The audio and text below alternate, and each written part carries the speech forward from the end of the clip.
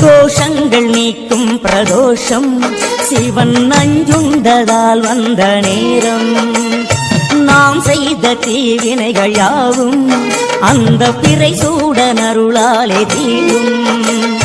நாதனின் விடையாக நந்தியின் கொம்பிடையில் சிவனாடும் நேரம் இது.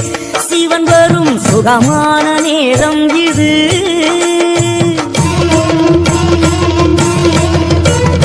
கருணாகரன் சுத்த சிவமானவன் கருணை பொழிகின்ற நேரம் இது.